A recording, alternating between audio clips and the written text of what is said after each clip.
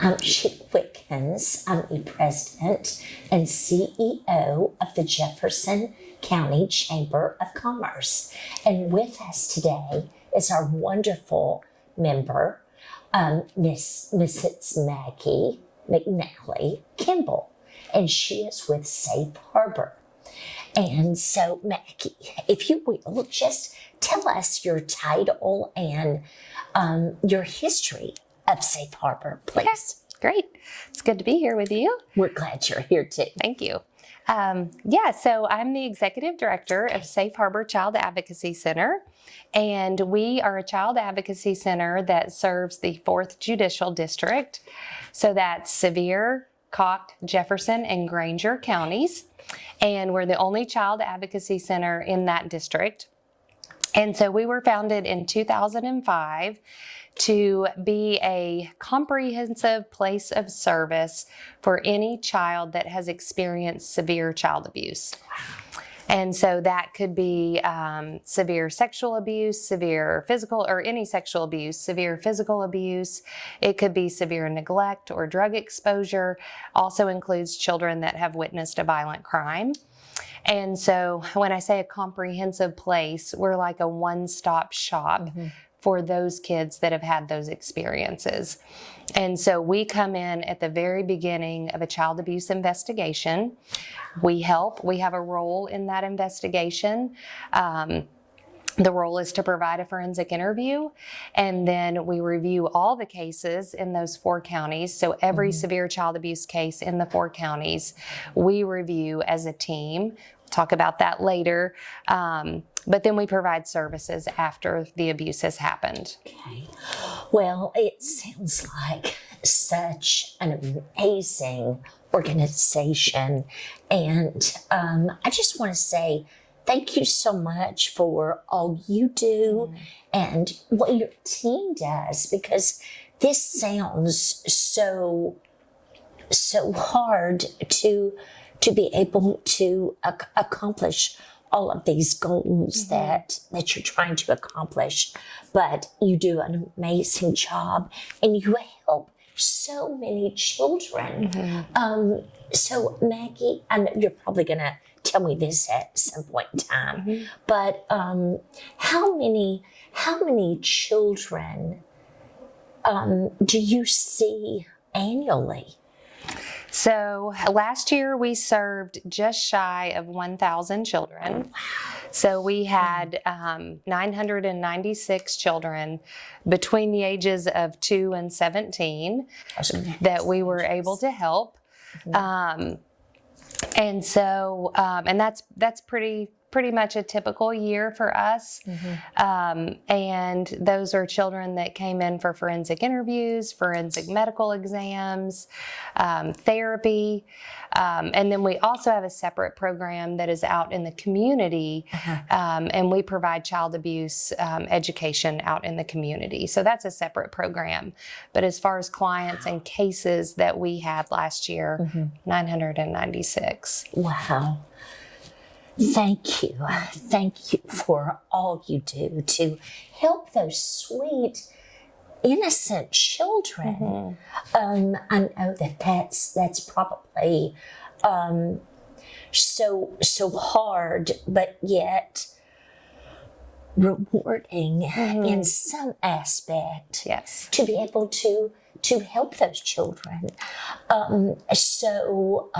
When I just took a tour of your offices, I mean, your office is so impressive. You have all of these therapy rooms. You have multiple rooms for various I guess I want to say therapy sessions. So, because it's different types of therapies, right? Yes. Do you want to expand on those? Yeah. Okay. So we have, and this is really kind of why CACs were established. When I say CAC, Child Advocacy Center, they were established for the purpose of conducting forensic interviews. And so in the very beginning, back in 2005, that was really the primary service that a Child Advocacy Center would provide. Okay. We provide it for our team. So the whole investigative team, so Department of Children's Services, whichever law enforcement agency that we're working with, and the district attorney's office are part of this team, and they're all looking at what happened. Did a crime occur? Is this child safe? All of these different factors. And so we are the neutral party that can come in. We conduct the forensic interview. So we have 2 child and adolescent forensic interviewers who are specially trained. They've received a lot of training, ongoing training every year, to talk to kids about very difficult subjects in a way that's not leading and in a way that's forensically sound, which means it can stand up in court. So that they're not putting any words in the child's mouth. It's the child's story. It's the child's telling with all the details of what has happened to them. Mm-hmm. Who did it? What happened? Where did it happen? When did it happen?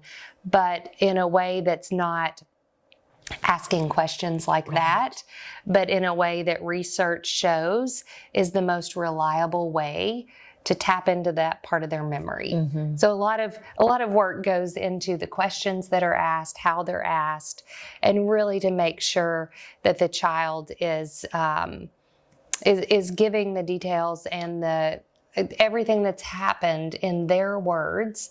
So if they use a word that we don't understand, then we go back and say, well, tell me what this word means to you, or show me on this picture of the body, which body part you're talking about when you say this particular word.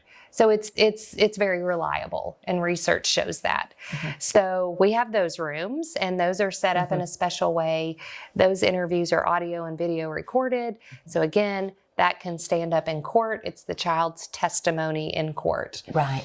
And the goal is for the child to not have to tell that story, that event, over and over and over again to multiple people. And then we have 4 therapists on staff here.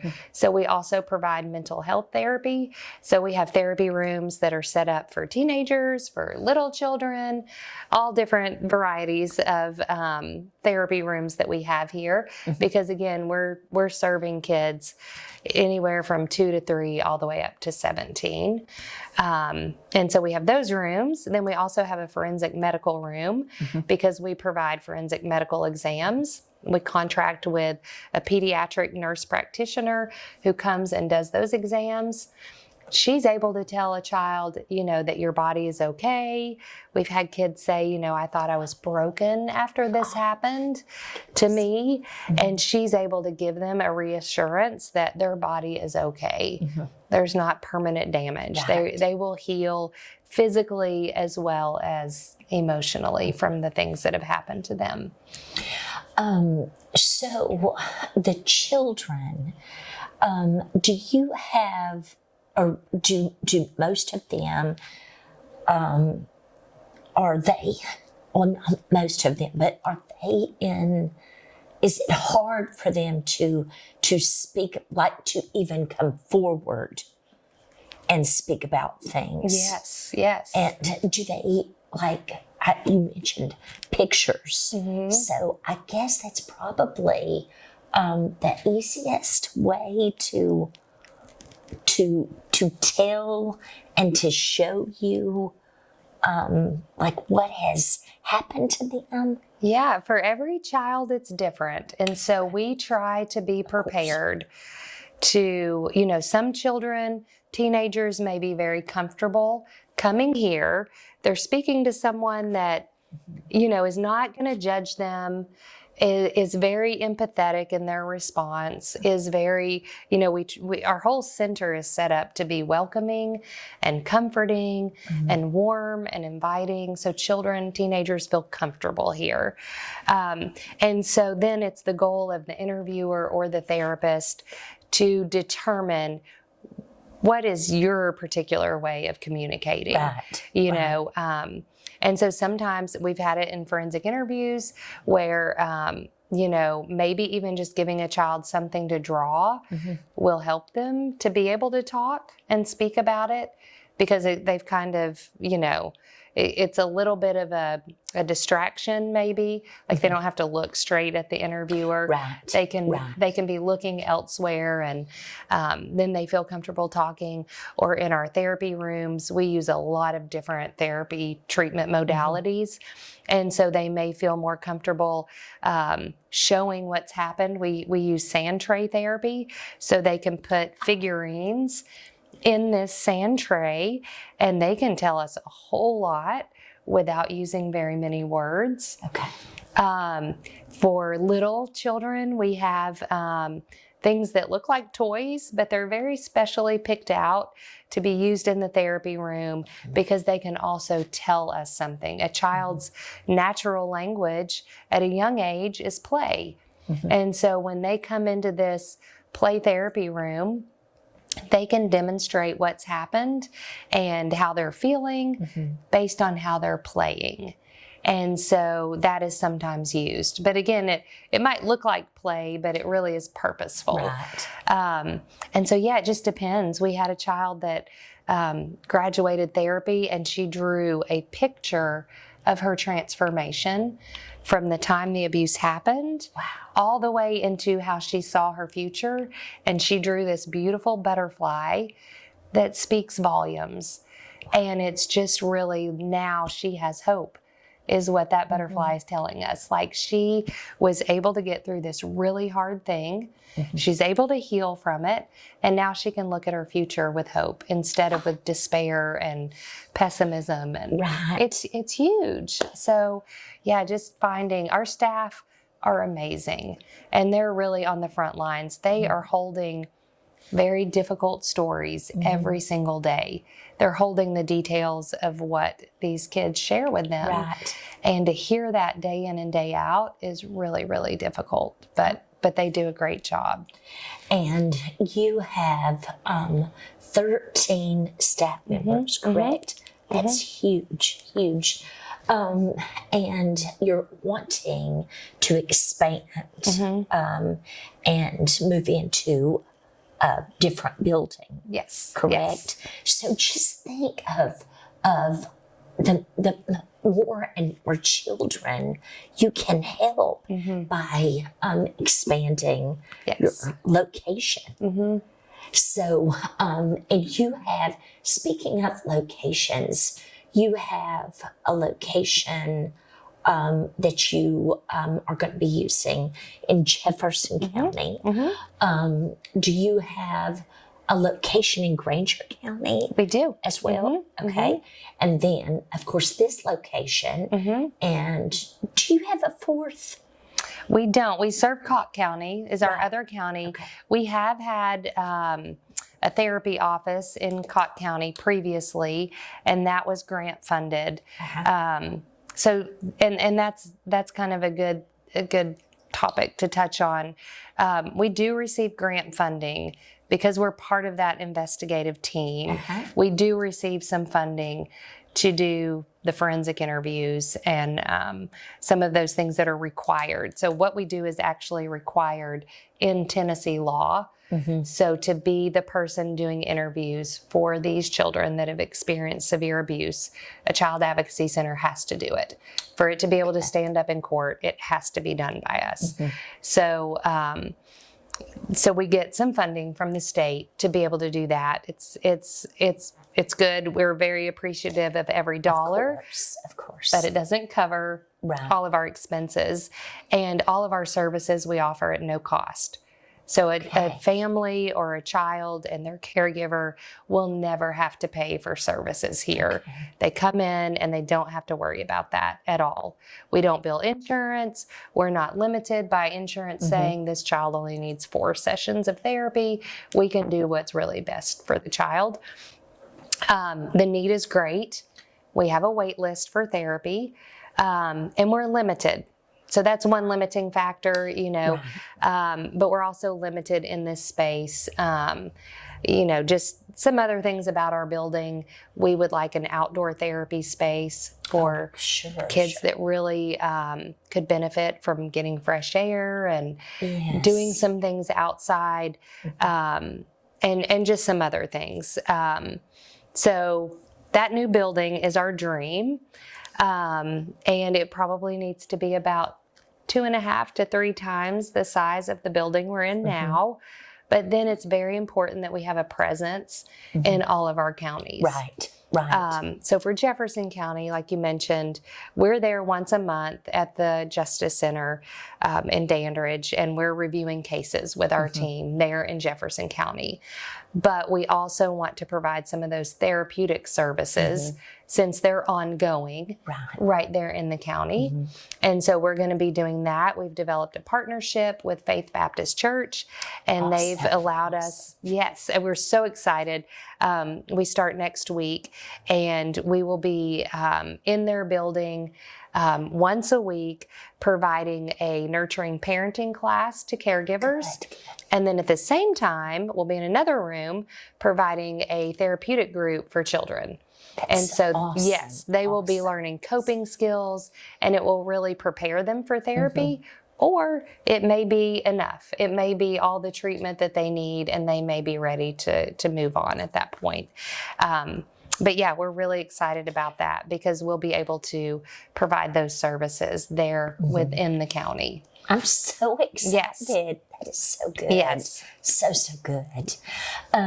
So my next question, which I think I know the answer to already, but I'll go ahead and ask it. What is your biggest asset for your organization? I think our biggest asset is our staff. Like I mentioned, they are doing very, very difficult work, and they're all amazing. We just really, our staff is like top of the line. And they're all passionate about the work. It's really, if you would ask any one of them, they would describe it almost as a calling. Oh, yes. Yeah. Yes. You have to, when the days get really difficult, you have to have something that keeps you in this work. And most of them would say, this is something that I just know I'm supposed to do. I know I'm supposed to be here. I know I'm supposed to be doing this. And they do it with excellence. So they're our biggest asset for sure. That is so wonderful. And you have to have a word that comes to my mind is passion. So you all have such passion for the work, the service. It's not work. It's service that you provide. It really is. Yes. And I just can't say thank you enough for everything that you do. What would you say to the viewers who are going to be seeing this video? What would you say to them? I know you talked about education. We need to educate people. So if you could expand on that just a little bit, please.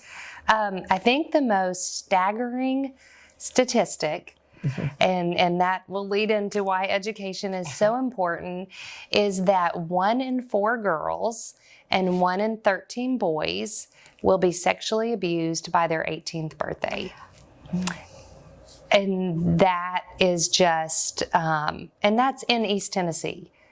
Like that is right here it happens. And I feel like as a community, we have to have our eyes open to this. We have to see it. It's a real problem. It happens. It happens to people we know. It happens in circles that we are in. And so we have to become educated, recognize it, report it. If you suspect child abuse, it's the law in Tennessee that you are a mandated reporter of child abuse. So if you suspect it, report it. But really watch over and minimize risk for kids that are in your circle. And so we do free education. We've been in Jefferson County schools. We've trained the guidance counselors. Our goal is to train every teacher, every after-school person, every church person that might work in Sunday school to watch out for the kids that are in your circle and minimize risk. Yes. And if we do that, and if we all stand together and say, this is not okay, then we will see that number start to change. But until we all do something, we can't ignore it. Like that is what I, want to shout from the mountaintops. We can't ignore this. Like kids are hurting, kids are suffering, and this is a very real problem, and it's still happening. We were founded in 2005. We have more cases every year, not less. And so it's really a big problem, and one that is so preventable if we all stand up and work together. Yes. And so we were talking earlier before we started filming, and correct me if I'm wrong, but most of the cases, or I don't know a percentage, I'm just throwing out there, 98%, maybe 99% of the cases are people within that child's inner circle. Am I saying that correct? Yes.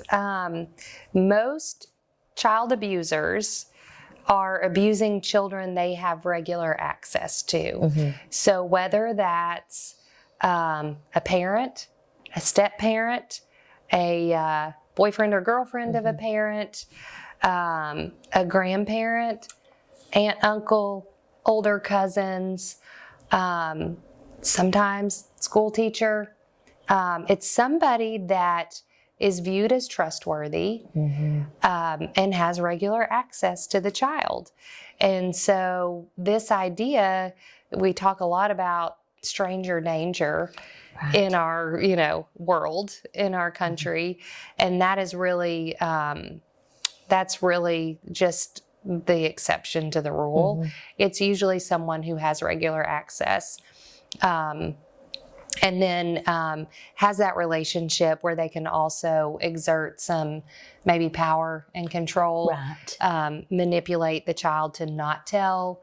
If you tell your mom, I'll hurt you, or if you do this, I'll do that.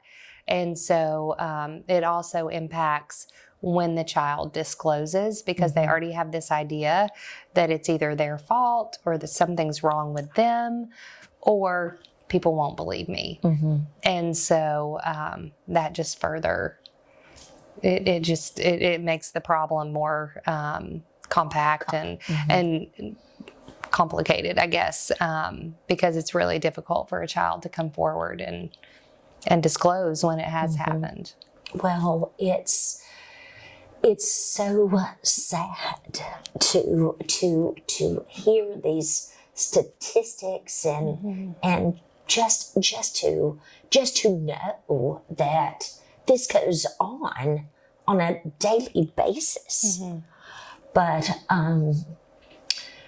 the good news, if there's good news, which thankfully there is to this situation, is that you and your staff are here with law enforcement and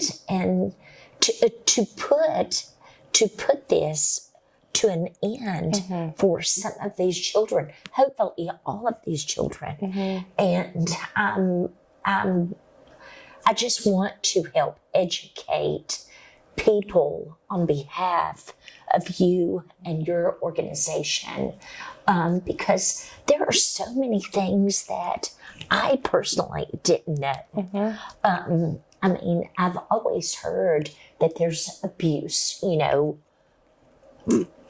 for children. I've heard of that before, but just having this conversation with you and learning, I think the biggest one of the biggest takeaways from our conversation is to educate people, and because this is not right for children to have to go through this. Is there anything else you would like to add before we kind of wrap up our chit chat today? Yeah. Well, two things. I know a lot of businesses, the focus is the customer, and really our kids are our clients. But there is a place in what we do for the community. And so we want to partner with businesses in Jefferson County and help us get the word out. There are lots of ways that people can get involved.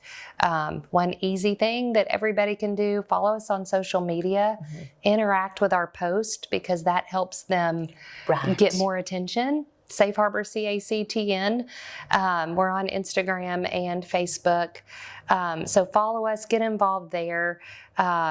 Schedule a prevention training. We'll come anywhere within our service area. We do those free of charge also. And so we would love to train as many people as possible. So that's another easy way. And then April is Child Abuse Prevention Month. And so we have some things going on in April that we would love to get everyone involved in. One of the easy things is pick a day for your business, for your staff to all wear blue.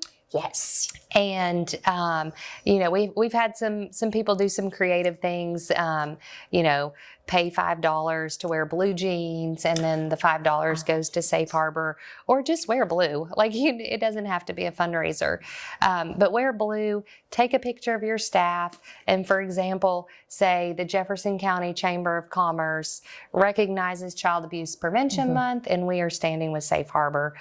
Post it. Tag us. Yes. I mean, it's an easy way for us to get the word out. Facebook and Instagram, their algorithms are not always our friends. So we really have to get lots of interaction to be able to even be in people's feeds. So we're always, it's an uphill battle, but we're always working on that. But that's a really easy way just to say, hey, we as a community are standing up for victims of child abuse, and we're standing against child abuse. Yes. And we're standing with Safe Harbor. So that's an easy thing that you can do too. Well, this is amazing what you and your staff do. Of course, your board of directors as well. And I can assure you that the Jefferson County Chamber of Commerce stands with Safe Harbor. Thank you. And we will come up with some creative ideas to wear blue and do some other things for the month of April. Yes. And Maggie, I just want to say thank you. Thank you. Thank you for all you do. And we're blessed to help you, help serve with you, and anything the chamber can do, you just let us know, because we're right there with you. Thank you So so thank much. you. Thank you. Thank you.